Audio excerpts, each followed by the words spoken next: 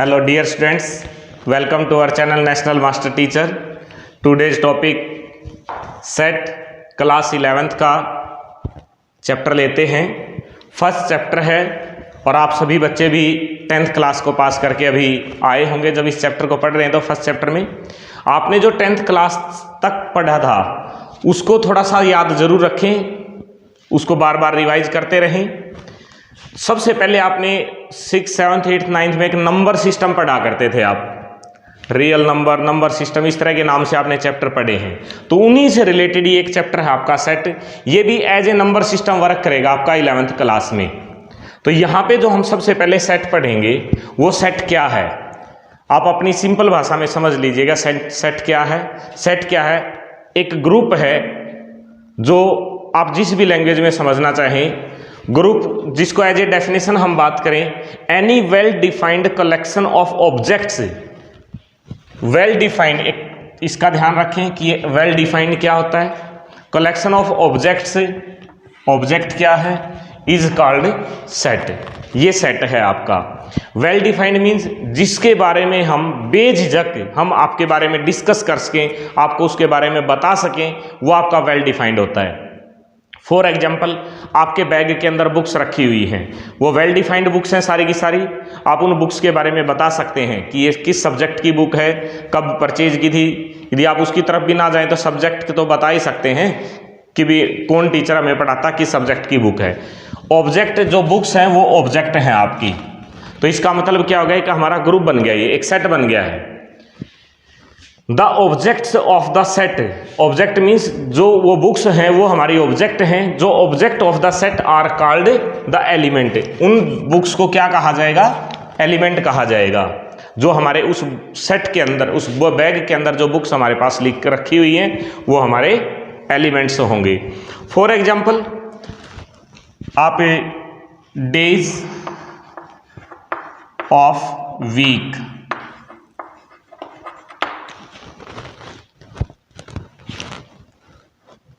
Week सप्ताह के दिन। दूसरा एग्जाम्पल हमारे पास, ये तो आपको बता था डेज ऑफ वीक भी अपने सप्ताह के जो दिन हैं, Sunday, Monday, Tuesday, Wednesday, Thursday, Friday, Saturday, Sunday, ये हमारे 7 डेज हैं। इट मीन्स ये क्या है, हमारे कलेक्शन है, हमारे उन डेज की कलेक्शन से मिलके एक वीक बना था। वो वीक एक आपका सेट है।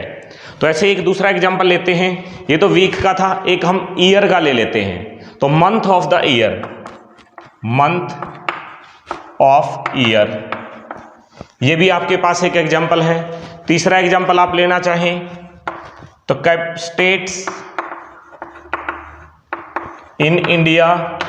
आप कितने भी एग्जाम्पल बना सकते हैं, इस तरह से इनफाइनाइट एग्जाम्पल हो सकते हैं आपके पास। Natural number, set of natural number, set of whole number, set of integers, all are the set. Means कि जिसके अंदर आप जो लिख रहे हैं वो वेल डिफाइंड है, जिसके बारे में आप कुछ ना कुछ बता सकते हैं। तो ये हमारे पास क्या थे? Well defined collection of object था। जो हमारे ऑब्जेक्ट हैं उनको हम एलिमेंट्स बोलते हैं। जो डेज थे, संडे, मंडे, ट्यूसडे, वो एलिमेंट्स हैं हमारे, उनको आप ऑब्जेक्ट भी बोल सकते हैं। ऑब्जेक्ट और एलिमेंट्स वो एक ही बात है। उसके बाद हम बात कर रहे थे notation, notation of A set. Notation means कि हम जो सेट है उसको लिखते कैसे हैं। लिखना भी तो आना चाहिए ना हमें। यदि लिख ही नहीं पाएंगे, हम रीड करते रहेंगे, हमने लिख दिया, हम उसको बता ही नहीं पाए, तब कैसे काम चलेगा। तो हमें लिखना भी सीखना है कि हम उसको लिखेंगे कैसे। तो नोटेशन ऑफ सेट में क्या होता है कि उसको कैपिटल लेटर कैसे लिखा जाता है, उसको कैपिटल लेटर्स के साथ लिखा जाता है। For example, A is equal to like this. इसमें बहुत सारी चीजें क्लियर करेंगे आपसे। कैपिटल ए से डिनोट किया, इक्वल टू में जो लिखा वो हमने उसको करली ब्रैकेट में लिखा है। किस में लिखा है? करली ब्रैकेट में लिखा है। सेट ऑलवेज करली ब्रैकेट में लिखा जाएगा। जो इसके अंदर एलिमेंट हैं ए बी सी, ये क्या है? A B C element. ये एलिमेंट हमारे स्मॉल लेटर हैं, इनको कैपिटल नहीं लिखना कभी भी, ये हमेशा स्मॉल लेटर होंगे।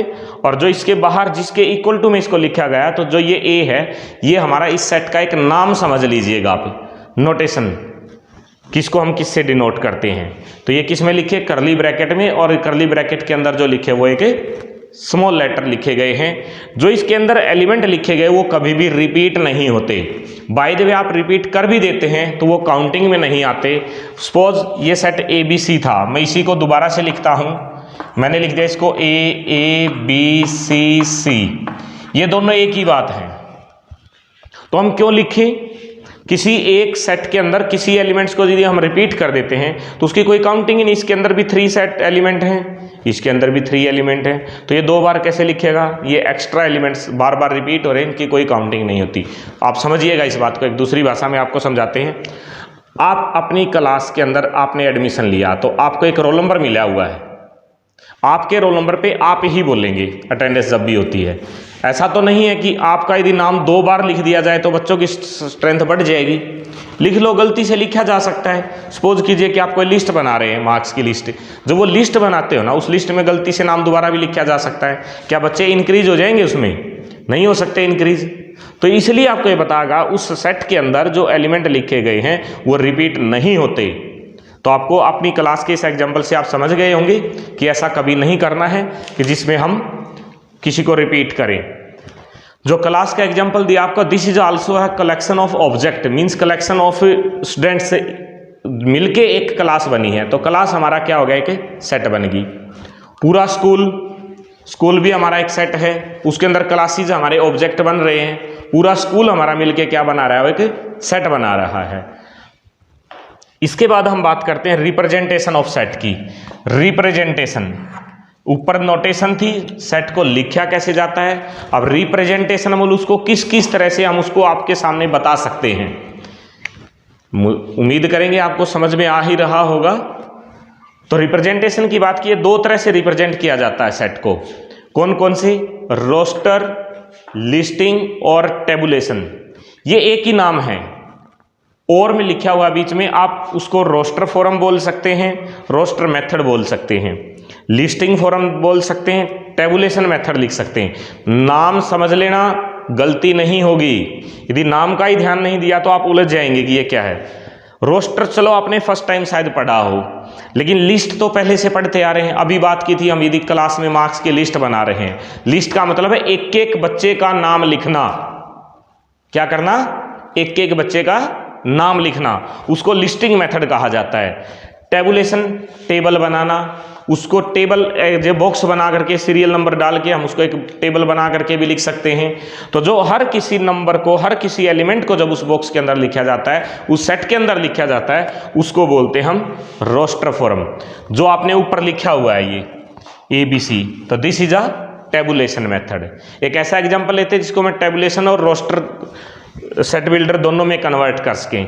चलो जो ABC हैं इसको हम रोस्ट सेट बिल्डर फॉर्म में शायद ना लिख पाएँ, आप ना समझ पाओ।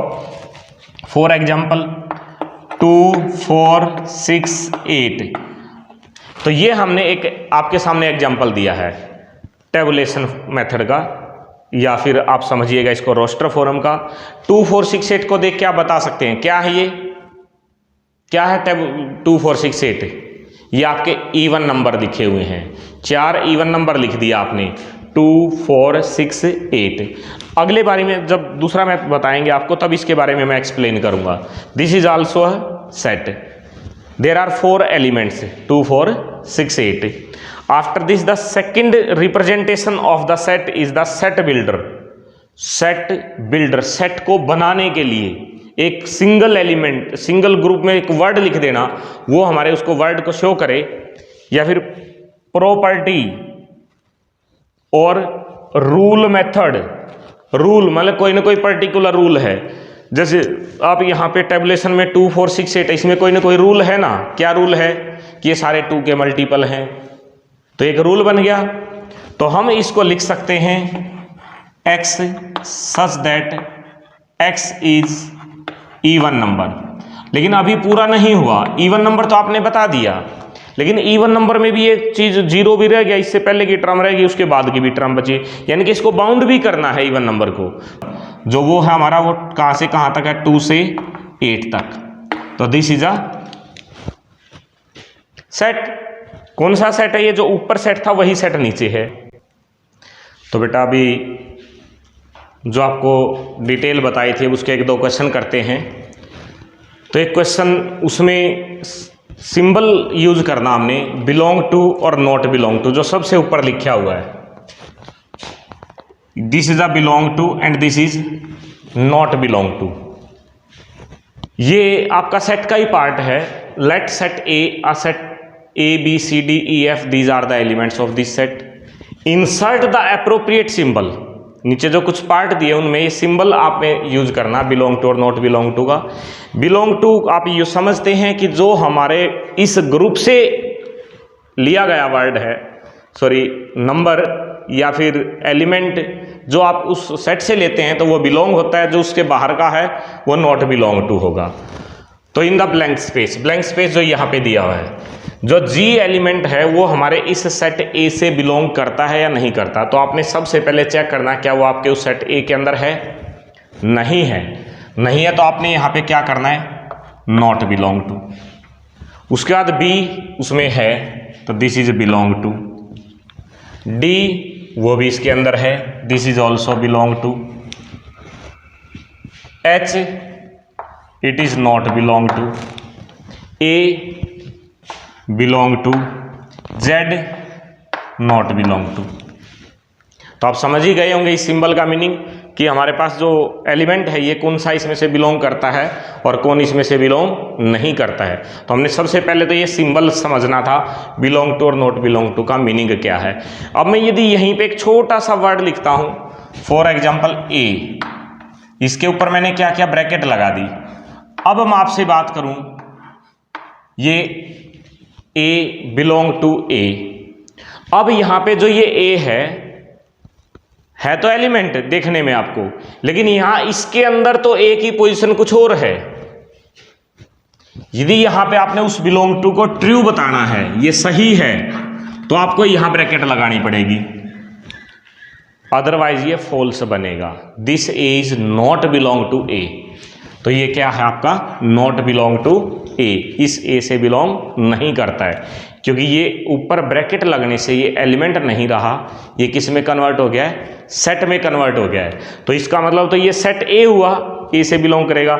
एक सेट दूसरे सेट से बिलोंग करने की बात नहीं करते हम, उसमें हम सबसेट की बात करते हैं, जो कि नेक्स्ट टॉपिक में आएगा, तब हम अब इसके बारे में ज़्यादा बात करेंगे।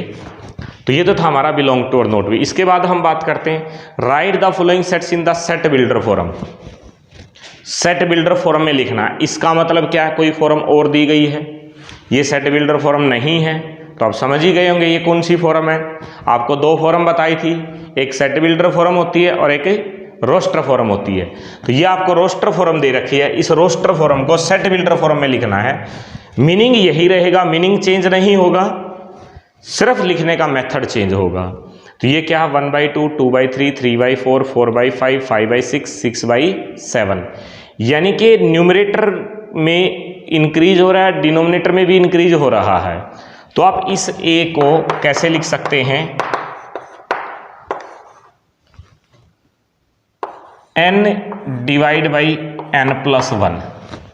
क्या समझे आप, जो न्यूमरेटर में वैल्यू है डिनोमिनेटर में उससे एक बड़ी वैल्यू है।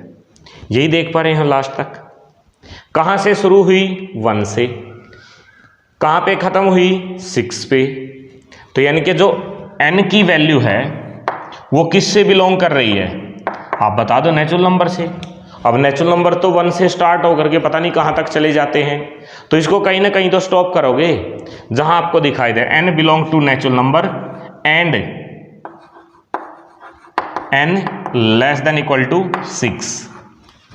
मेथड अपना अपना है लिखने का, मीनिंग क्लियर होना चाहिए कि हमारा जो रिजल्ट है वो n/n+1 है, बट इसके अंदर जो n है वो हमारा नेचुरल नंबर है और 6 से छोटा नेचुरल नंबर है, वो ये वैल्यू है हमारे पास। तो इसका मतलब जो ये ए आपको रोस्टर फॉर्म दे रखी थी उसको आपने सेट बिल्डर फॉर्म में कन्वर्ट कर दिया है। दूसरे पार्ट की हम बात करें, आपको समझ में आ ही रहा होगा ये क्या है, मिलते जुलते वर्ड आपको नजर आ जाते हैं, PRINC, आई और पी दोबारा नहीं आ, नहीं तो ये प्रिंसिपल हो जाता। अब आई और पी पहले से आ चुके, आपको बता था कि सेट के अंदर किसी भी एलिमेंट्स को हम रिपीट नहीं करते, यदि वो रिपीट हो जाता उसकी कोई वैल्यू नहीं होती। तो इसके मतलब ये किस में से बनाया गया है, प्रिंसिपल में से। तो इसका हम इसको लिख सकते हैं द वर्ड प्रिंसिपल।